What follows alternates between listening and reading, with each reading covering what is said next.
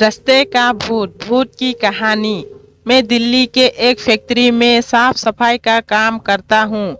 मेरा घर फैक्ट्री से 5 किलोमीटर की दूरी पर है। मेरे पास एक साइकिल है जिससे मैं अपने घर से फैक्ट्री और फैक्ट्री से घर आता जाता हूँ। एक दिन जब मैं फैक्ट्री से घर जा रहा था तो रास्ते में मुझे एक लड़की दिखाई दी और वो मुझे घूर घूर के देख रही थी। मैं उसे टालते हुए अपने घर की ओर निकल पड़ा। दूसरे दिन फिर वही लड़की मुझे उसी जगह पर दिखाई दी और वो मुझे फिर से घूरने लगी। फिर भी मैंने उसकी तरफ पलट के नहीं देखा और अपने घर की ओर निकल पड़ा। मैं उसके पास रुका भी नहीं क्योंकि मुझे उस लड़की से डर लग रहा था। वो लड़की कई दिनों तक मुझे देखती रहती थी।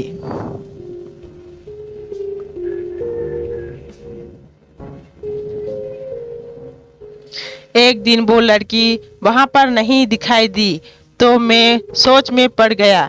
ऐसा क्या हुआ जो वो लड़की आज नहीं आई। फिर मैं अपने घर की तरफ निकल पड़ा।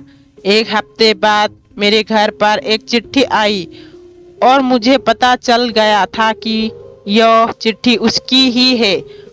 उसमें उसका नाम प्रीति लिखा हुआ था और उसमें से एक फोटो निकली थी जो कि उसी लड़की की थी।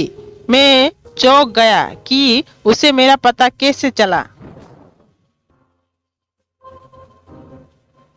उस चिट्ठी में लिखा हुआ था कि कल जब फैक्ट्री से निकलो तो जहां पर मैं खड़ी रहती हूँ वहां पर मेरा इंतजार करना।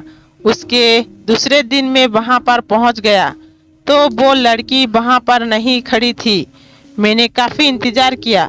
फिर मैं अपने घर की तरफ चल दिया और तभी मुझे याद आया कि वो जो चिट्ठी आई थी उसमें उसका पता तो होगा।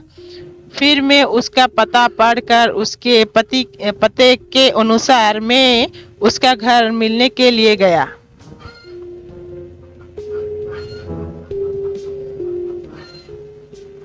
दरवाजा खोलते ही एक आदमी आया और बोला, क्या काम है। तो मैंने बोला कि मुझे प्रीति से मिलना है। तो उस आदमी ने बोला कि मैं उसका पापा हूँ और प्रीति को मरे हुए 2 महीने हो चुके हैं। मेरे हाथ पांव कांपने लगे। मैं सोच में पड़ गया कि वो लड़की जो मुझसे रास्ते में मिली थी और जिसने मुझे चिट्ठी भेजी थी वो कौन होगी। मुझे लगा कि वो उसकी आत्मा होगी।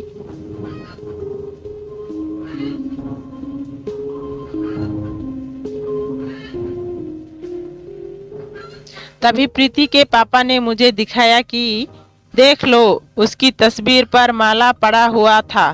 तभी मैं भागकर अपने घर पहुंचा। फिर मैंने उस चिट्ठी को जला दिया और उस दिन के बाद से मैंने कभी भी अनजान लोगों से मिलना और बात करना बंद कर दिया।